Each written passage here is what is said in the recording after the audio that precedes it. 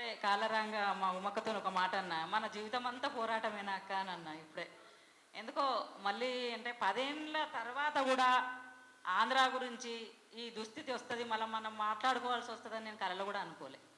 10 సంవత్సరాలు కూడా తెలంగాణ వైపు చూడాలన్నా, తెలంగాణ గురించి మాట్లాడాలన్నా భయపడ్డ చంద్రబాబు నాయుడు మొన్న అక్కడ గెలవంగానంటే ఆయనకు ఆంధ్రప్రదేశ్ ముఖ్యమంత్రి అనుకుంటలేడు, నేను తెలంగాణకు ముఖ్యమంత్రి అనుకొని ఆ రోజు వచ్చే రోజు ఇక్కడ దారి పొడుగున కూడా మొత్తం ఎల్లో, హైదరాబాద్ అంతా ఎల్లో పచ్చరంగు చూస్తా అంటే నిజంగా కూడా కళ్ళల్లో నీళ్లు తిరిగినాయి. మనం ఏదైతే కోరుకొని ఏదైతే వద్దు అనుకున్నామో, ఏదైతే మన పాలన మనం అనుకొని తరిమేసినామో, ఆంధ్ర వాళ్ళని తరిమేసి మన రాష్ట్రం మనం తెచ్చుకున్నామని మనం తృప్తిగా ఉన్నామో. ఎందుకంటే మన వాళ్ళు మనం తప్పు చేస్తే మనం సర్దిద్దుకుంటాం, మనం పోరాటం చేస్తాం, మనం పాలించుకుంటాం.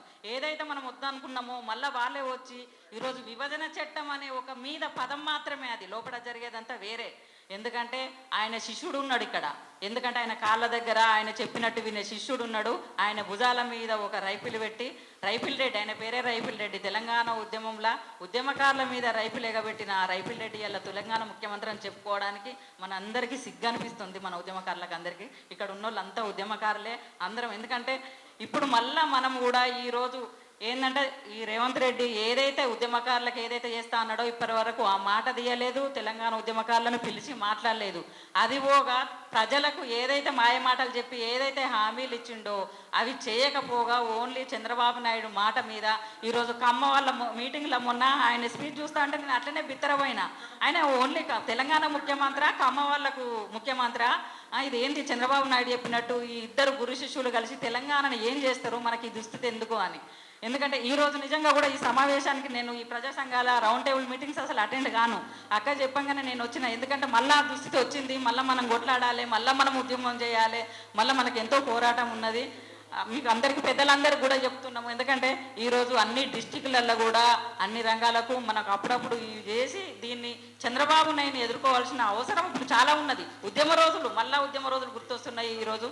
ఎందుకంటే ఏ ఒక్కటి కాకుండా రేవంత్ రెడ్డి ఓన్లీ కక్ష సాధింపు గురువు చెప్పిన మాటలు వినడానికి, ఏదైతే మనము ఆ రోజు కేసీఆర్ గారి ప్రభుత్వంలో ఏదైతే తప్పు అని చెప్పిండో, ఏదైతే మన ధర్నా చౌక్ తీసినప్పుడు ఏదైతే వాగిండో, ఏదైతే మాట్లాడిండో, ఒక ధర్నా చౌక్ తీసేసి ధర్నాలే లేకుండా చేసిన 10 ఏళ్ళు ఇప్పుడు ఎక్కడ ధర్నా చేసినా కూడా కొట్టుకుంటూ లోపడేస్తున్నారు, ఇట్లా కూర్చోగానే అట్లా లోపడేస్తున్నారు. ఆ దుస్థితి ఈరోజు మనకు వచ్చింది. ఉద్యమం చేయకుండా వచ్చిందంటే అడుగున ఇలా విద్యార్థులు, రైతులు, మహిళలు, అత్యాచారాలు, ఎక్కడ చూడు మొత్తం క్రైమ్. తెలంగాణ అంతా క్రైమ్ పెరిగిపోయింది. ఆయన ఏమంటే అంటే ఢిల్లీకి ఇప్పటికీ 18 సార్లు 20 సార్లు పోయినట్టున్నాడు దాదాపుగా. ఓన్లీ ఢిల్లీకి డబ్బులు మోయడానికి, చంద్రబాబు మాట వినడానికి కక్ష సాధింపు. రోజుకొకటి ఆ ప్రభుత్వం చేసింది, పోయిన ప్రభుత్వం చేసిందని చెప్పుడు మాటలు నిలబెట్టాడు తప్ప ఏం చేస్తలేడు. కాబట్టి ఈరోజు నేను అందరినీ, ఇక్కడ ఉన్న పెద్దలను అందరినీ ఈరోజు నేను కోరేది ఒకటే, అన్న మీ అందరితోని సోదరునికి అందరికి చెప్తున్నా, మేము మీ పోరాటంలో మేము కూడా భాగమవుతాం.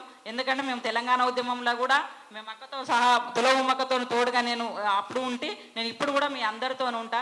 ఈరోజు ఈ రేవంత్ రెడ్డి ప్రభుత్వాన్ని ప్రశ్నించే అవసరం ఇక్కడ చాలా ఉన్నది. ఇట్లనే మనం అందరం చూసుకుంటూ పోతా అంటే మాత్రం ఇంకా చాలా అనర్థాలు జరుగుతాయి.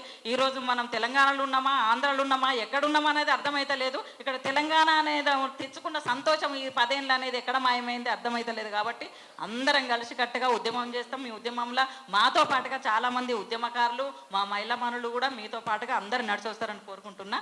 జై తెలంగాణ.